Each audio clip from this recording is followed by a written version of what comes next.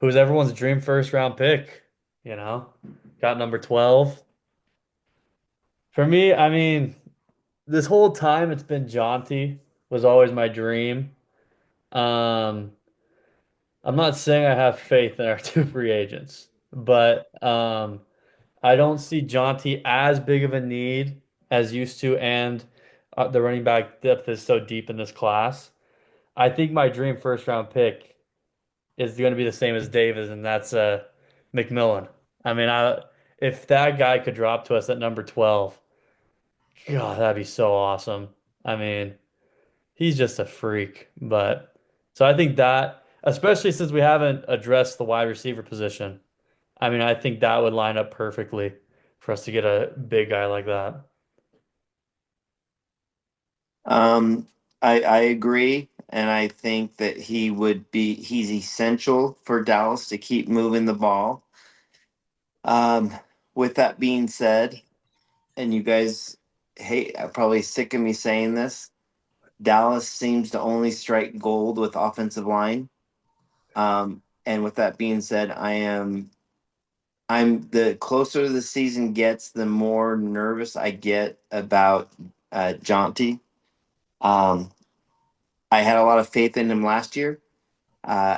He seemed to fall off, and I'm not. I'm just getting really worried about that left tackle position. Um, and I keep seeing this all of a sudden out of nowhere. This Missouri offensive lineman is now going in like the top five in some of the and I'm like, where did he come from? Like, I mean, I know he's good, but he was in everything I used to see. He was in second round, third round, and now he's top five. And so, with that being The, said, the offensive lineman you're talking about. yeah, yeah, Yeah, yeah. yeah. I can't even probably spell his name. Oh, I know what you're saying. Yeah. Um, and I hate to say it, but if I had my dream of somebody dropping and we wanted a guy that's going to be there, it could be a Pro Bowler. I'm going to say Graham, the defensive tackle. Oh, God, I hate you. I want that whole front line to be Michigan. Oh, God. I think where I'll defend Travis is that like I think Taco obviously he was overrated, and then Mozzie was supposed to be mid second round. We reached for Mozzie. Um, Mason is different, and they changed their whole defense. It was the defensive coordinator from the Giants came over to Michigan, and he changed the whole defense. And the two defensive tackles are both crazy studs. Grant is it Grant and is the second one, Yeah. but they're both the two best D tackles in this draft. So so I know we have to kind of wash our mouth because every Dallas fan is like you, Peyton. They're going Michigan, what? And so, but those guys are legit. But with that said, to be different, so I would go T Mac as well. But and I did go through the evolution of Genty as well. Um, but to be different, you said this question is dream first round pick, not realistic. Oh, Because I think realistic would be T Mac. But if you're going dream, I would go. I'm gonna go for the fences. I'm going Abdul Carter. So in that case, I also switch my draft pick.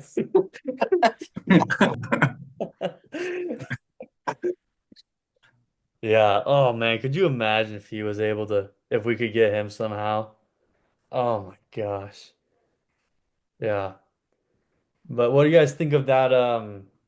Who's that other? Is his last name Williams? The other edge rusher? They're saying it's good. Michael Williams. Yeah, yeah, that guy. From Georgia, right? Yeah. I'll let Travis go first, and I'll tell you my thoughts. You know, we sit there and say this. We hate the Michigan defensive line, but I just maybe it's because the stupid Eagles keep taking them, and I hate all the Georgia players at and I Yeah. refuse to acknowledge him. I think he's decent. He's long. He's fast. I think he's going to be average at best. I don't think he's going to be that great. Um, I I mean, I would be okay with him, but I wouldn't be jumping up and down if we get him at 12. Okay. David. Um, I don't like him, um, and so I'm with Travis on this. Now, if now all of these guys, the I would take if we dropped down to like 20 or something like that. But No. when we have the 12th pick, and the one Cowboys writer said, he goes, I'm going to warn you guys, be prepared for Dallas to take Michael Williams because they like this new defense coordinator likes these big guys, and Will Johnson, the corner from um, Michigan, who won't run his 40, so nobody knows how fast he is. And so they said, be prepared for Dallas to take one of those two guys. Now, they're both good players. They're both good. But when you're at 12, I think that, if Genty falls, I still say you take Genty.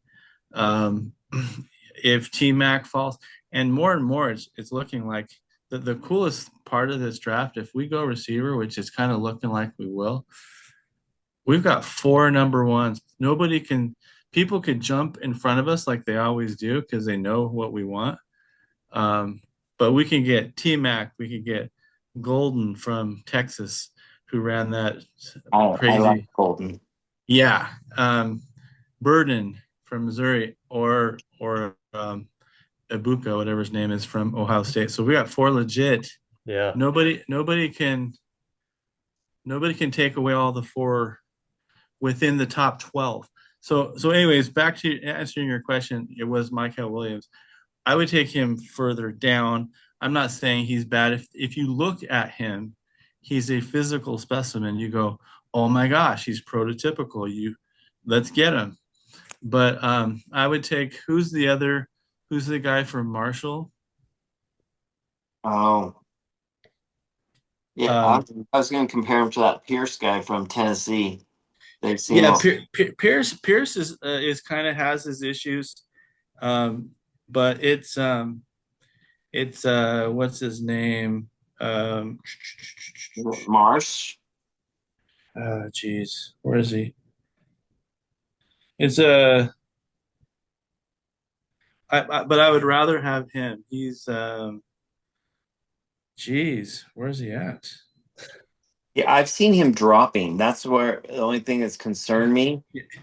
They said he has more twitch. He has, if you want a guy, because Williams is slow, but if you want a twitchy guy, the defensive end from Marshall, and he tore it up in the bowl, in the Senior Bowl, or whatever bowl, the Shrine Bowl. But he is the real deal. I'll come up with his name, but anyways, Michael Williams is okay. I would be okay with the pick if we picked him at 12, but I like Travis, echoing Travis, I would not do backflips. Yeah. Yeah. I only bring him up because there's been so many talks around him. And like you said, David, a lot of these writers have been saying, don't be surprised when a guy like McMillan, John T, those guys are sitting there and Dallas ends up taking Williams. You know, Right. it's the most Exactly. typical Dallas move. So, especially because apparently they seem to be on a copying Eagles theme. So don't be surprised if they try to do what they're doing. Yeah, Mike Green is the guy from Marshall. Mike Green. But yeah, Green. Yeah. Yeah. Yeah. All right. and he would be a player I would love to get in. Like you said, if we drop down and got a number two, then I would be doing backflips on that one. Yeah. Yeah. Well, we'll switch over to a talk about we haven't even talked about. What's everyone's feelings on the new crappy Heimer? And then we got Eberfloss, 49er guy, and yeah, all those other coaches. You're wants to go? first. Also, I hate stupid Schottenheimer. Worst hire ever. I don't think I have felt more disappointment, more anger, more frustration in Dallas doing something since we extended Dak at the beginning of the year. I mean, we had all these aspirations. McCarthy was gone. There were talks of Dion. It was all exciting. And then they just hired this guy. Um, the only thing, and I know my dad will bring it up, is I love the staff around him. I really like Eberfloss. I mean, I don't know the Sorensen guy, but special teams, so whatever. But I love the Clayton Allen. I love all the player coaches he's brought in. So I'm hoping they can make up for how awful he's going to be. And I only say that I predict he's going to be awful because a guy doesn't sit in the NFL for 25 years and never get offered a coaching job or a head coaching job. I mean, he's been around teams in the NFL for 25 years. And his father, we all know who his father is, and how has no one else ever given this guy a shot. So that's all I need to know.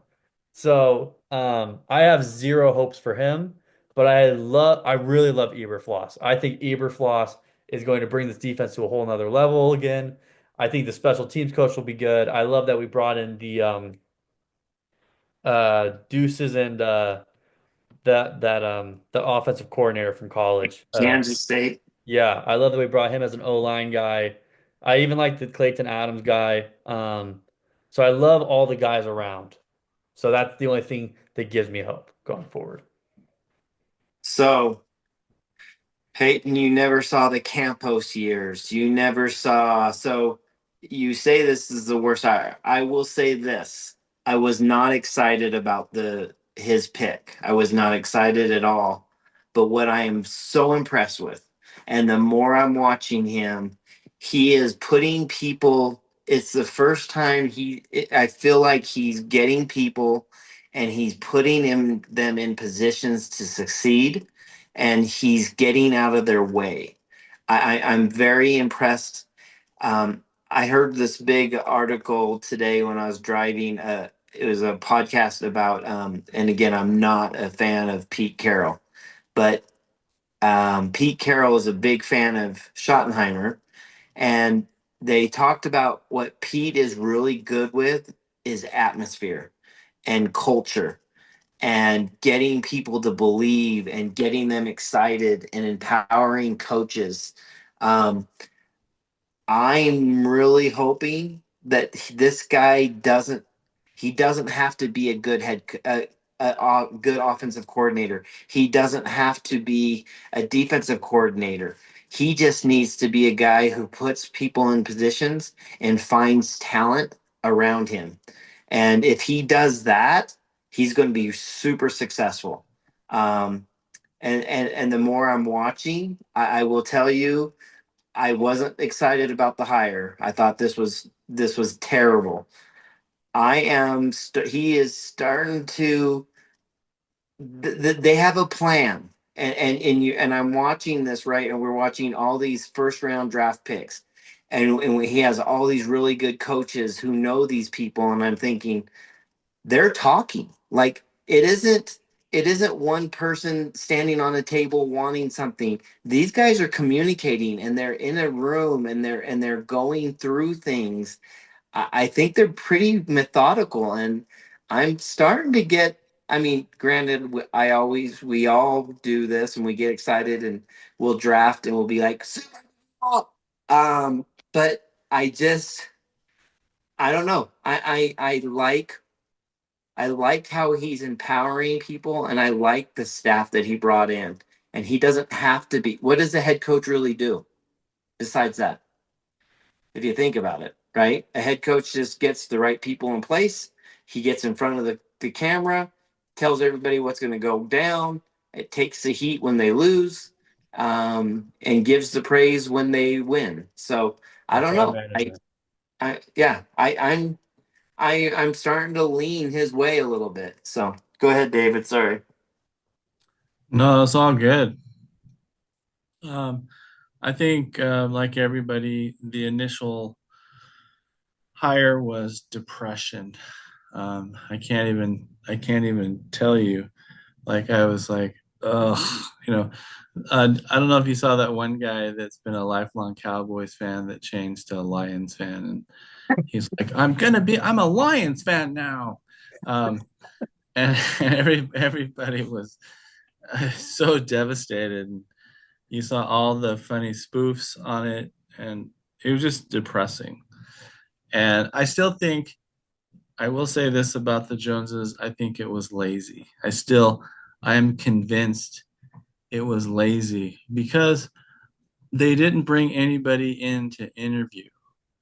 And so, now if they would have said from the get-go, this is what they're going to do, um, then fine, and be transparent that way. But to get all of our hopes up, like Peyton said, like now I'm not saying Dion would have been successful, but the only thing that we wanted was something different, someone that caused accountability, someone that would just rip the band-aid off and start over Hmm. and just really go aggressive for change.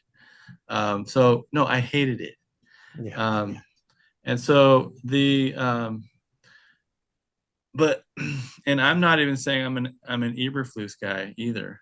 But I will say this, that all of the, like the Clayton Adams guy, and they're about running the ball. And and so when I started hearing all of that, I started getting a little bit excited. And Travis and I are very notorious of, I hate this. Wait. I mean, this is good. This might turn out okay. And so we've always been this for years and years and years, and it's going to be fine, you know. And but but with all of those assistants, they got young guys. They got them like from K State. They got some fresh blood. I was so sick and tired of like, I'm not going to rip our last coach. I even forgot his name. Um, I thought McCarthy. There we go. Um, is that he would bring his buddies. He would just bring his buddies and just like, hey, I got you. I got you. You know, let's come back. I got a gig again. And they're going, no, I'm getting people that might, the thing that I like about Schottenheimer, I might get people smarter than me. I might get people, I'm getting all these expertise people. Hmm. And I like his humility that way. And the other thing that impressed me about Schottenheimer was how many players were there to support him. And so all of the players like him. And so there's something there. And then they also think that, like, kind of like wink wink, like when Schottenheimer was in there, he'd go, because McCarthy was like control, control, control. And Schottenheimer was like, if I were running this, I would run this, this, and this. Hmm. And I don't think Schottenheimer had a say. He was not the offensive coordinator, even though he was given that title. So I the he's humble, and it's like what Travis said. He's acting like a head coach. He is delegating. He is getting these guys, and I like it. I like it. Yeah. Yeah. Yeah. So I think we can all agree. I mean, this is supporting cast is the upside for The sure. key. Yeah. Yeah. Um, well, we will, and I still blame Dak for the hire. But anyways, we'll move to number three. Um, so this one's from a bit ago. Feelings on Darren Woodson getting snubbed again.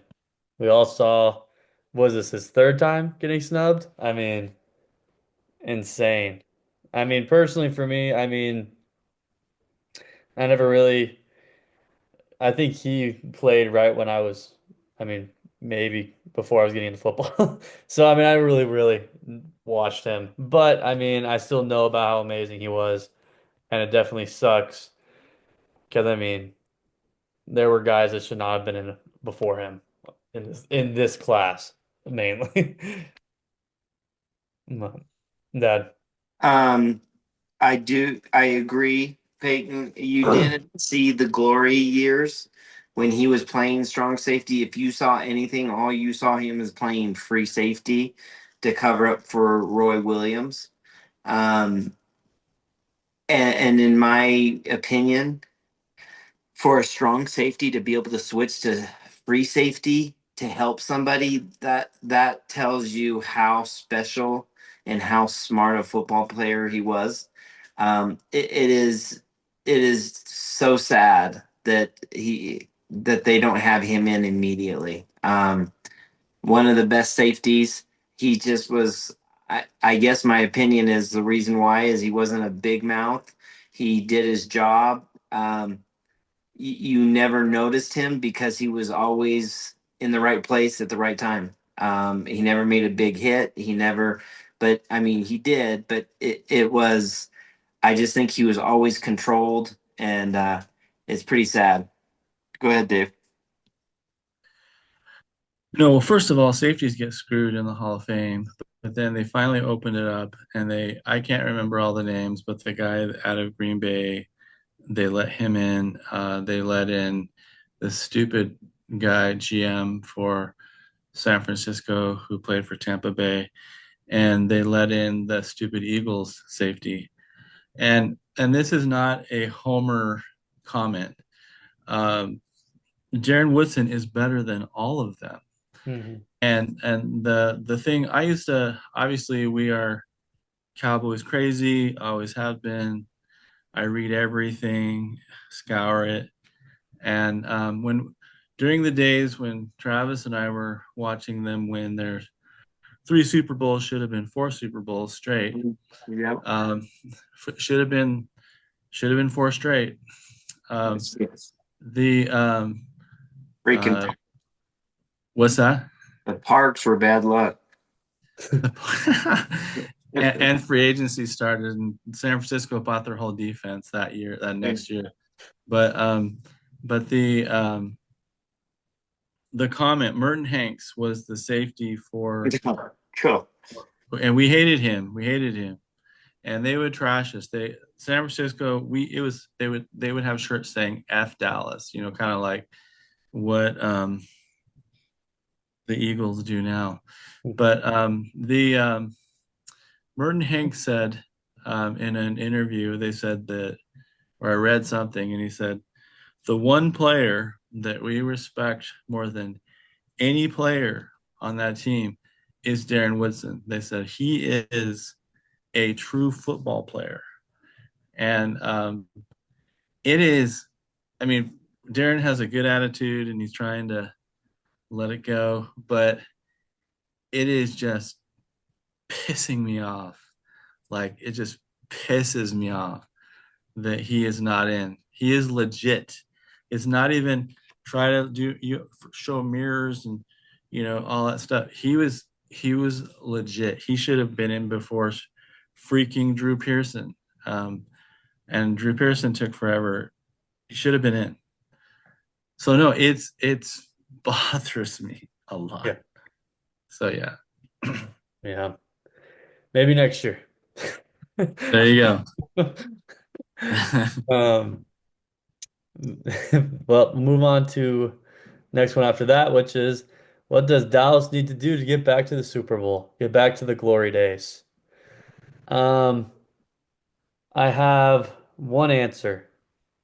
Get rid of Dak. You're so dumb. I'm serious. Once they get rid of Dak, we have a chance again. We can rebuild. We can build something new. Our teams, the past since 2016, since he first came, if you replace him with Romo, I guarantee it, within these past 5 years or whatever it's been, we would have had a Super Bowl between then and now if Romo was playing. I guarantee it. We've had top defenses, we've had top receivers, we had the top run game before Zeke got freaking fat and all that. We've had really good teams, and we've got to the playoffs, and we've shown we're a really good team until stupid Dak craps his pants and goes cries in the corner like a big baby.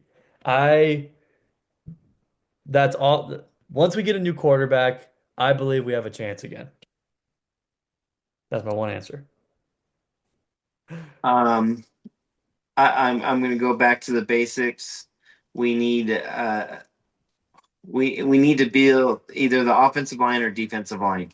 They both need to be secured. Um, I was just, before we got on, I was looking at the contracts for the Bengals, and I'm like, holy crap. Um, I don't know how they're gonna. I mean, I hope they're planning on playing flag football because they're not going to be able to pay offensive linemen. That's for sure. Um, but Dallas needs another Dak. If we're staying with the team, the current team, Dak needs weapons. He needs really good weapons, and he needs to be protected. So I love that they're building the run.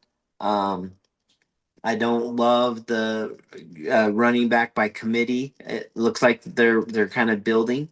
I'm hoping in my dream these two free agent running backs don't even make the team, and we go offense and defensive line, and we find two Pro Bowlers and some. So yeah, I'm going to say we have to find a defensive tackle stud that dominates, that will bring Mozzie along and make him a serviceable to above average defensive tackle, and another somebody on the left tackle that's going to be a stud. If that's Guyton, I hope it is. I just worry about him. So I'm going to say off defense, a superstar at defensive tackle.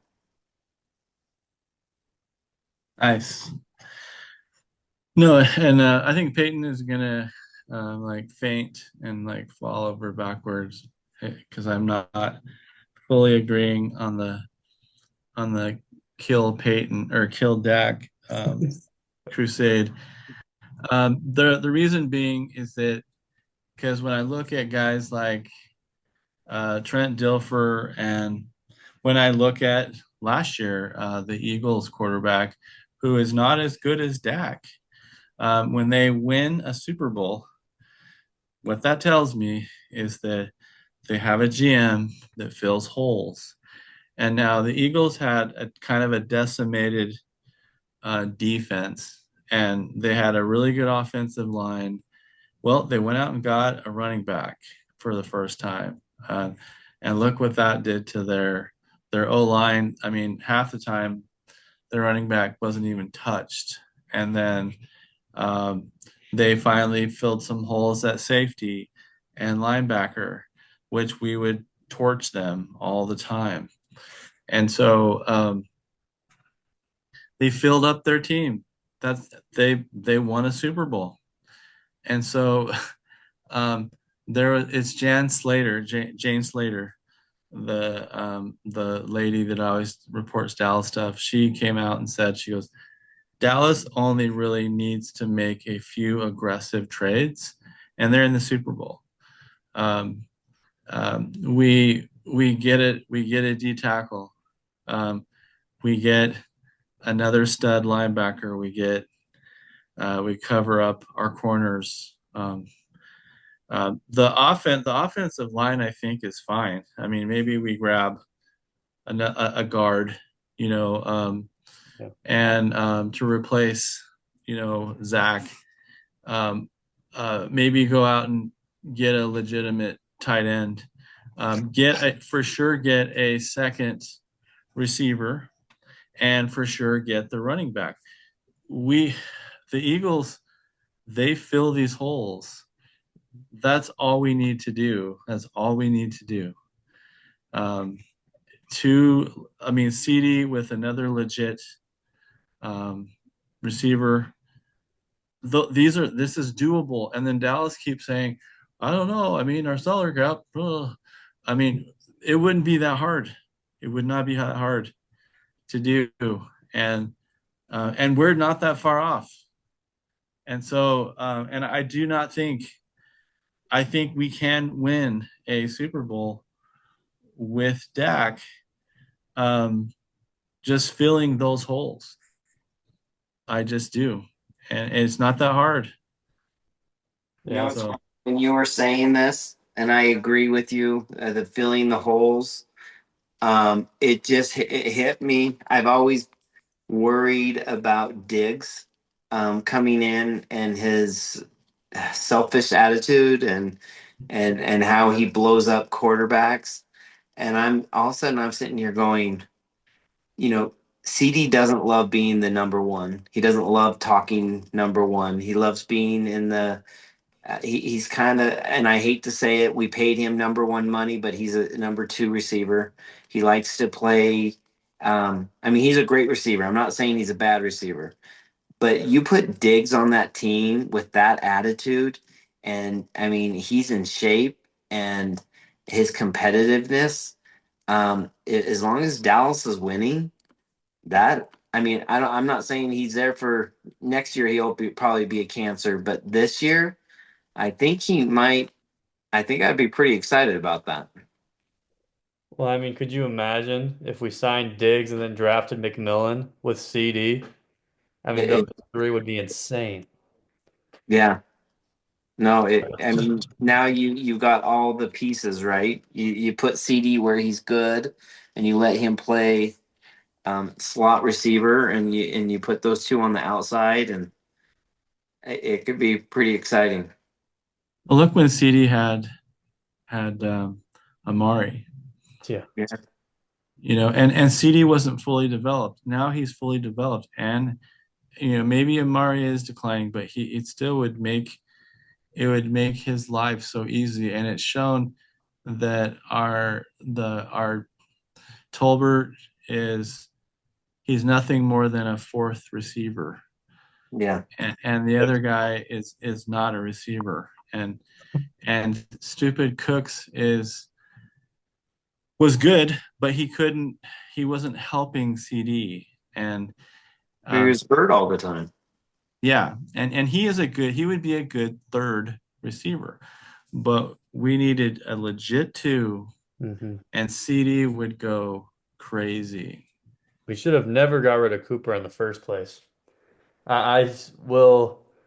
I will McCarthy. never forgive Dallas for that trade. Even if we get Cooper back, I will never forgive Dallas for making the trade and not just getting rid of Cooper, but for getting rid of him for a fifth. I mean, what the the fact that we traded more for Trey Lance and Mingo? What the? Yeah. I, Yeah. I and I'll say this real quick. I understand you guys' points. And I have said in the past, Dak is like a Matthew Stafford. We have to build a team completely around him, like the Rams did. You build a team around him, you get all the pieces fixed, then you could win. I still blame Dak, no matter the situation, because look at all the money he's taking. If we had a guy like Josh Allen, who look, he takes less for the better of the team. Wow, imagine how awesome that would be. Who recognizes The cost of living in Buffalo is like half of what it is in Dallas. So well, Yeah. in that aspect, Brock Purdy's homeless in yes, he'll be the highest paid, and he'll be living in a condo.